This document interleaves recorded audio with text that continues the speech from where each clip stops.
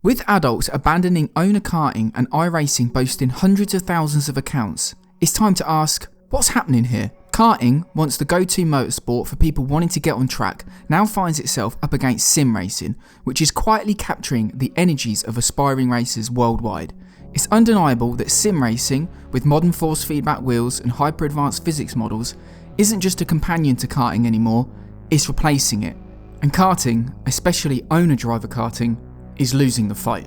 Now, I'm not anti-sim by any stretch. I grew up on Gran Turismo and entered the sim world through the likes of Live for Speed and R Factor. I've been posting sim racing content on this very channel since 2006. So let's just dig into what's exactly gone wrong. Sim racing's meteoric rise. I can't stand the term grassroots. Grass gets trampled on after all, but if any sport now fits the bill, it's sim racing, not karting. Just look at the numbers. iRacing alone could have around 100,000 currently active racers worldwide, if some Reddit estimates are to be believed. When you add in other sims like Assetto Corsa, Automobilista and many more, it's likely that the total participation number in sim racing is far higher. While only a national figure, compare this with the roughly 3,000 licensed karters in the UK, a number vastly down on the sport's peak era. The adult exodus from karting is especially stark. My YouTube comments are littered with former or aspiring karters who've switched to sim racing. The F1 dream might keep the flow of young children into the sport, but everywhere else, it's not good. In a sport where just a few thousand competitors can make or break the ecosystem, these numbers are pretty devastating. 1997. If you were to distill the entire tectonic shift in grassroots motorsport into a single year, 1997 would be the one. On one side, the Rotax Max engine arrived, promising convenience, reliability and long life performance.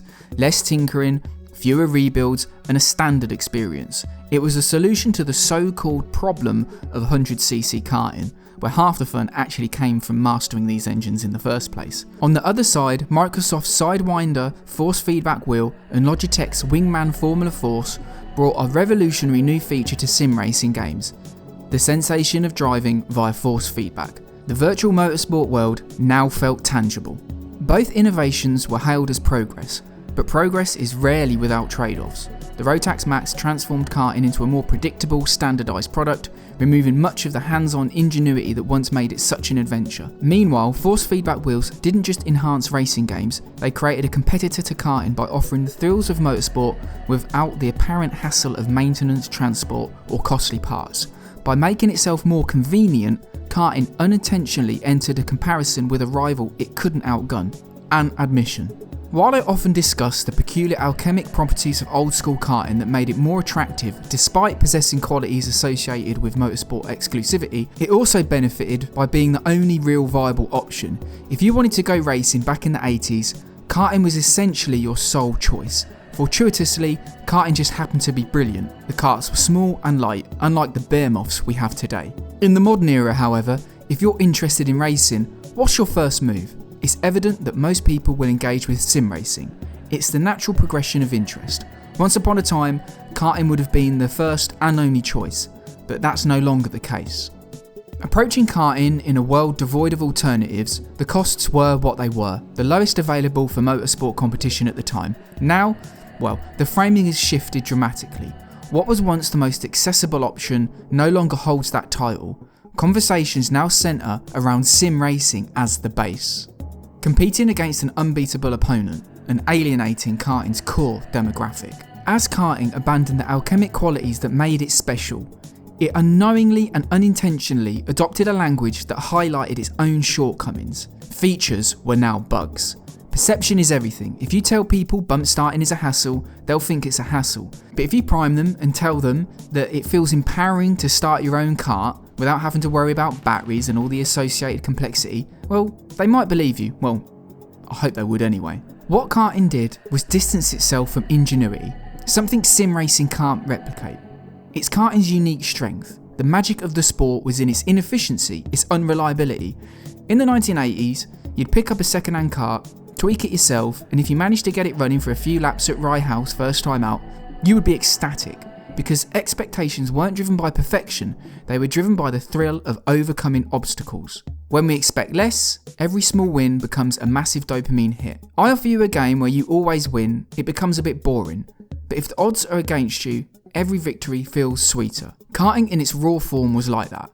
It was never a safe bet. You didn't know if your kart would start, if you'd finish the race, or if your engine would perform. But that's where the joy came from, the unpredictability. It gave engineers and drivers something to really get their teeth into, fostering discussion and creating a healthy media scene. This media, in the absence of a centralised organisation doing some hard graft marketing, acted as the sport's greatest cheerleader and promoter. Now karting is bereft of such media and promotion largely. It may seem somewhat paradoxical or a double standard, I admit, but I believe karting's attempt to be more accessible has had the opposite effect. It alienated the very type of people we want in the sport to help it thrive, and do something that sim racing can't offer. Karting kicking itself in the teeth. Sim racers aren't stupid. They'll look at what's going on with the Nassau panels required via the homologation procedures and think, it's a piece of plastic. Its primary function is to hold your race number. But somehow, this humble bit of plastic now costs anywhere between 40 quid and 170 quid. That's not inflation, that's just absurdity. Anyone with half a brain cell would look at that and think, there's nothing like that in sim racing.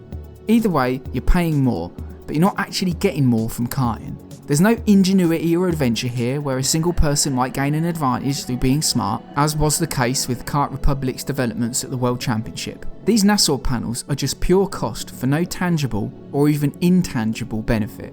Karting gets an enormous amount of bad press, but even when a second-hand kart priced at £1,000 represents incredible value, it will still struggle to be justifiable with the added level of nonsense that pervades it, namely these Nassau panels. Aspirational qualities.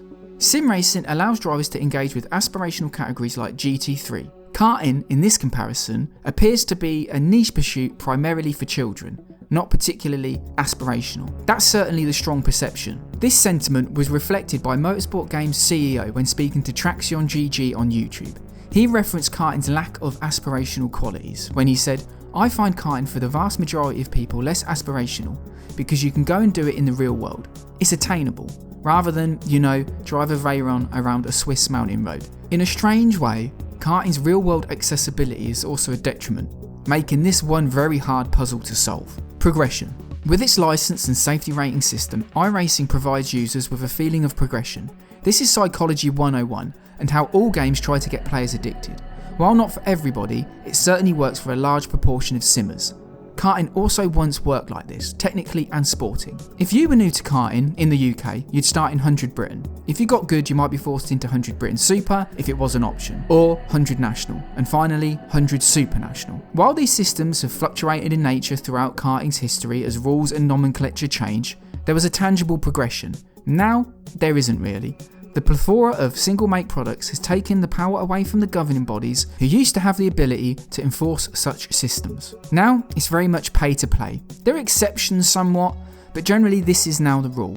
Karting no longer feels like there's much measurable progression. You're a road tax karter, and that's kind of it. 35 years ago, you were either a Britain driver, a national driver, or a super national driver, which came with the associated increase in notoriety, prestige, and reverence. Arrive and drive karting. Furthermore, owner-driver karting in particular is not well positioned to take advantage of any inclination by a simmer to try the real thing, given the number of options of arrive and drive karting there are. As a consumer, they are already conditioned not to have to worry about maintenance and so on, beyond whatever is required from the sim hardware they have. The leap to owning a car is quite large. It used to be the only option and somewhat normal, but now it appears like a big effort. With Club 100 and various rental options available, they can serve any inclination a driver has to feel the air through their visor. The leap into owner-driver karting also feels, at least, as a dive into the unknown. Karting has hidden itself away on various Facebook groups. Its community is as fragmented as ever, as is the structure of the sport. While there's fierce fandoms in sim racing, you can easily find yourself in the iRacing subreddit or forums with an enormous number of like-minded people chatting away. Karting used to have that, it now doesn't. Well, not to the same extent. Cultural expression. Expos, famous YouTubers like Jimmy Broadbent, amazing games, enormous investments and big championships. Sim racing has now become a huge cultural force where drivers are happy to identify themselves with it. Karting, on the other hand, still often comes with a slight feeling of embarrassment and shame. See, the ability of sim racing to become a proud self-consuming ecosystem has allowed it to become the force it is today. There is now no way to not know about sim racing if you have an interest in motorsport. Owner-driver karting is still an educational sell. One has to inform a person it actually exists and isn't just what people do on stag do's or what young kids do to try to get to F1. Karting is 70 years old and has had some of the most amazing events and drivers the world of motorsport has ever seen. But incredibly, it still has perception challenges that sim racing comparably has managed to overcome. It's real to me, goddammit. Now, I've waited to the end of this video to talk about this because I wanted to give sim racing the fair amount of respect it deserves, because I'm making the argument that it's a competitor to karting. And the reality is, a fair few people out there will say sim racing has a reset button and it isn't like the real thing because there's no danger. See, I agree with the sentiment that while it isn't reality, the racing itself is real. The feeling of progress is real. The feeling of community is real. And importantly, the skill involved to compete at the highest levels is very real. I am sure, given the opportunity and funds, many simmers would love to try the real thing.